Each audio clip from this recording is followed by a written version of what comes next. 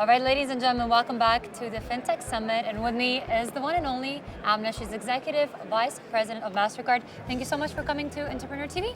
Thank you so much. Pleasure to be here. How are you feeling today?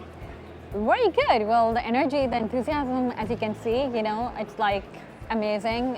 You see large organizations, fintech, startups, all over here. And I think that's the beautiful thing about this region and at this event, You see so much of enthusiasm and energy. It's like just so positive. Right, it's great. And ideas are just bouncing off the people. It's great. Now tell me, what's new in Mastercard? What's new in Mastercard? Well, we were talking just right now today how payments are so complex, but my point of view is, and we are in this industry, that payments are really simple because what consumers want is fast and safe payments, and what merchants want is also faster and safer payments, and that's exactly what we do, right? And I think if you just go a little bit back in history, you would see that, at least I can talk about my age, I think you're a bit younger, that I'm the same person who used to use Max Stripe with signature, and we moved to chip and pin, then we moved to contactless, but still with a card, and now wallet payments, right? And we've done this journey. But if I have to sign somewhere and wait for the receipt, it just irritates me. Right. If I were to ask you to go back to BlackBerry and try to type an email, it's just so frustrating, right? Your thumb hurts and all. So I think basically human beings adapt faster to the change. We get spoiled with the tech. Yes, that makes their life faster and easier.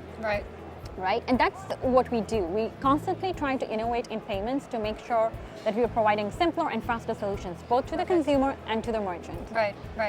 And few of the trends that we talked about are biometric verifications. So in terms of payments, how there's this huge increase in consumer adoption for different ways of payment.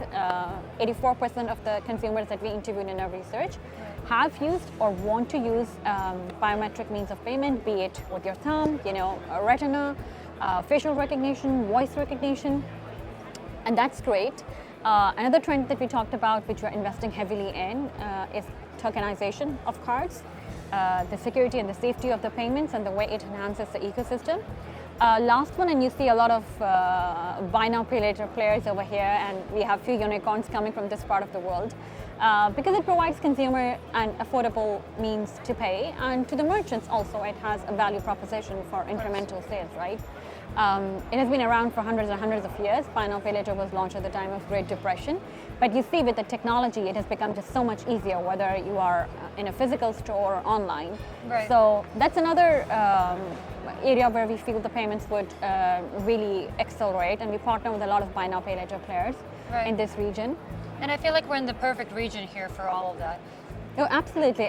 Because if you remember, just a few years back, you would do a purchase and then your bank would call you, would you want to put it into installments? And you were like, the time has passed by, it's late, or I wish the call was before. And now it's instant. So we are equipping the buy now later players with virtual card, which solves for a huge pain point of in-store installment options. So you go to a store, you choose your good, you open your app, and you have a virtual card in there, and you split the installments the way you want. The whole thing takes less than a minute, and you walk out with your goods, right? Right. Now, changing topics a little bit, I've heard you're a big advocate for women empowerment, especially in the region. So why do you think there should be more women in fintech? I just answered that question. So first of all, I think the fact that half of the consumption of the products and services is done by women. Women are raising the societies, the communities, the next generation. So we should probably stop asking this question. And I know it keeps on coming up, and you're asking rightfully so, because a lot of people are still questioning it, right? I'll give you a small example. Usually when I make business trips, the first thing that I do is to find a hairdryer, because I have to be in the hotel and out of it pretty quickly and go to a business meeting. And I can never find a hairdryer. The longest time that I've spent in the room is finding a hairdryer. And then I researched. Why do they hide it? Because men never need it, and men are the ones who are in the design industry, right? Oh, right, okay. So if you were to have more women in the hotel industry, you would have actually hairdryer at a very obvious place. Right, on the makeup table where it should be. Exactly. You would see in open spaces when women are in, cardigans and all, and men are just wearing a t-shirt, because the thermostat system, which was designed in 1960, it was tested on a male, 40-year-old, 78 kilos, right? Whereas, if I recall it correct, it overestimates a women's body heat production by 35%. Now, in those times, yes, there were less women at workforce, it makes sense. Not anymore, right? So you can already see with these examples that when women were not included in the design of the product and services, they were not having an equal representation in the industries.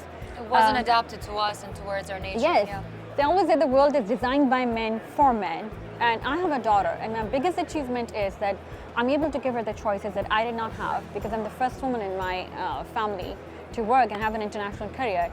And I feel very passionate and responsible to make sure that the next generation, including my daughter, is not on any stage having the exact same conversation. Right. You know, right. it's just past them. Right. Now, in your opinion, since you are the executive vice president, what are some tricks or tips that you have up your sleeve? What makes a good leader, in your opinion? Well, I would say 3-4 of them, and I think my personal journey very much has made me the leader who I am. Of course.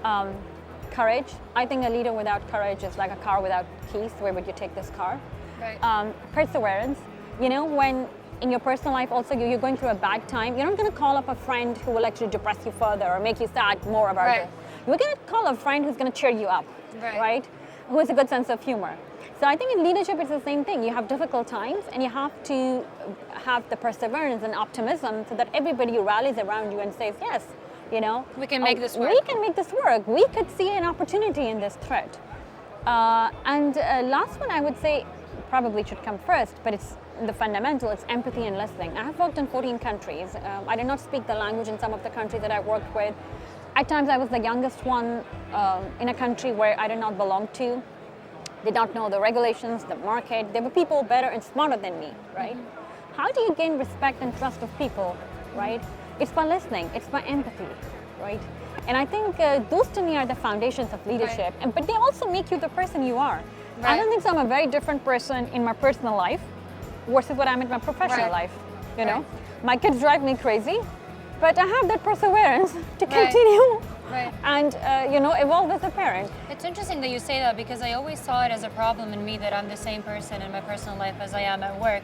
But now that you say it, I might look at it from a different perspective, because I think it's a strength. It's who you are. I can't leave who I am and the core of me as a person at home just because I dressed up professionally. Because a lot of entrepreneurs do tell you, especially in the interviews that I do, you should not involve emotions in business. You should be very rational.